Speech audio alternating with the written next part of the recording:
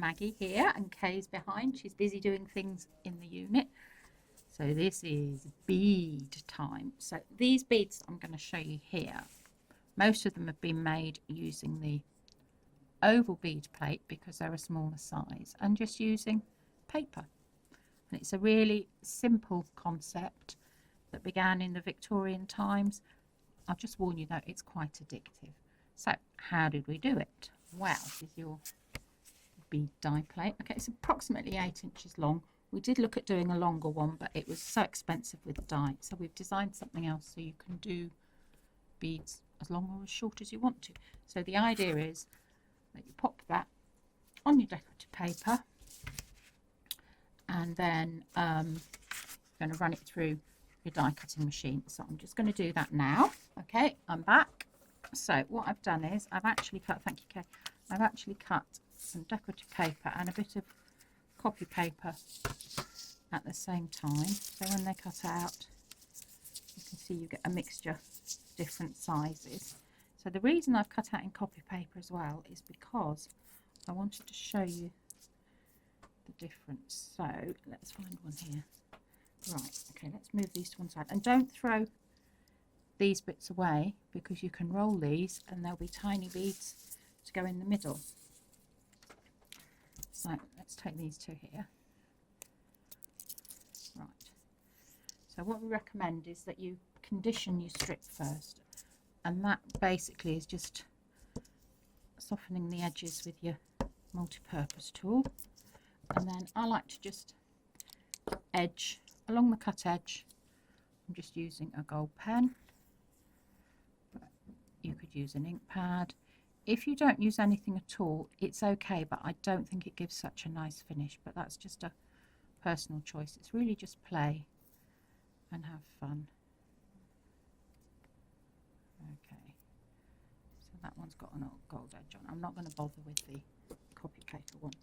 So this is the tool that comes with the plate. It's not a quilling tool. You can't poke the paper all the way through. I tried loads and loads of different ways, and for me we found this was the best one because it was easier to get off your tool as well. So what I'm going to do first is roll with copy paper. Now copy paper is a bit harder because it's very flimsy, but you're going to get your tool, and where the slot is you're going to push. Let's take that one off, I've got two there. You're going to push that in so it sort of goes to the back of the tool, and then you're going to twist, and you can feel that it's got caught like that. Then I'm going to turn it over, and you can either use glue with a cocktail stick or whatever you choose, and I'm just going to run a little tiny smidge of glue all the way along. Some people don't put the glue on until the end, but I like to do it so it runs, and then you want to keep it as it's rolling, it's going evenly onto the bead. Okay, so you're just keeping going, and I can see that that one's going a bit wonky, it's not quite in the middle. So let's keep going there, keep going there, and that's your first bead made. That's with your copy paper. So now we'll do it with a piece of Graphite 45 because it would be rude not to. So same concept, push it in to the edge there, twist and turn, and you've got your decorative paper facing you, the one that you want to show. You're going to run your glue along the end, and then you're just going to roll it up. Just take your time. Now all your beads, when you make them from this die, which depending on which die cut you've chosen, will always be the same size if you use the same paper. But what you will see, let's just turn that round because you want that to seal nicely. What you will see is this was the same size die cut, but you can see you get a different shape and a different effect because I've used a thicker type of paper. It is quite difficult to see though. What about if I stick it on a stick? Let's see. I'll poke it on a stick. has better. You can see the different, and that's from the same size die strip, just different thicknesses of paper.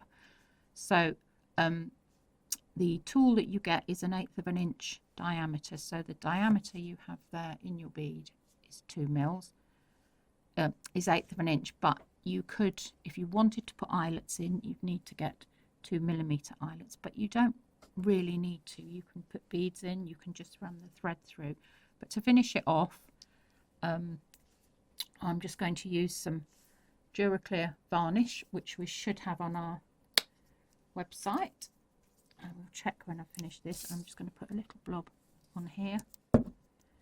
Take my paintbrush, and then what I would do is just pop some varnish over it like this, and it just finishes it off quite nicely. And then I just stick it somewhere so it can dry. So that's that bit. So making them up, when you make your dangles up, you can make them up using, I've got string in there. I've got more string here. In here I've got thick wire. Obviously this is a different bead type, but I've got like jewellery wire, and I've got little spaces in there. And on this one I've actually got the eyelet dies in. You can see the eyelets there. That one is wire. This one, this is made from the bead die plate, and this is actually fabric rolled up. And in between, for the little spaces, I've actually used the round stacking beads, and I've put this onto string. Macrame string is really good because it's nice and thin. Dig out your beads, all sorts of things. And I'll just show you this here. This is a fabric one cut out, and what I did do was I ironed some heat and bond on first, just to give it, seal the edges when I die cut it. And then I'm just going to pop this on. Again, it'll be a bit harder because it's a bit flimsier. So start your bead off. Okay, I'm using our bookbinding glue, but you could use fabric glue, whatever you liked. Okay, and again I've got the pattern towards me, pattern facing up, but I'm rolling away from me. And really, every time you look at scraps now, you'll be thinking, I could bead that. And you'll see I haven't put any gold on the edge there. I didn't need to. And you get a beautiful fabric bead like that. So give that time to stick. Let's put a bit more glue on there. Give that time to stick. Always give time for your glue to set, and then you should be able to just wiggle it off your tool. That's it. Okay. And it shouldn't move. It should stay centrally in the middle because you've glued it as you've gone along. So that one there is actually fabric beads that I've done. So there's an assortment there. And then to fix it onto your album, you need a dangle dumbbell. So remember our dumbbell die? Well, now we've brought out a dangle dumbbell. So basically it's our dumbbell die, but it actually cuts 2 perfect circles in the middle like that. This is our Architape. Just stick it back to back, then you can die cut it through, and you have beautiful dangle dumbbells which will fit onto the back of your albums or wherever else you want them to fit. You can use faux brads to hold it in place, and remember, because you're using paper beads, they're not heavy, so it doesn't matter if you haven't punched a hole to go through the grey board on the spine. You can actually just put this on the decorative paper, use a faux brad at the back or a normal brad, and because the paper's not heavy, you'll get away with it.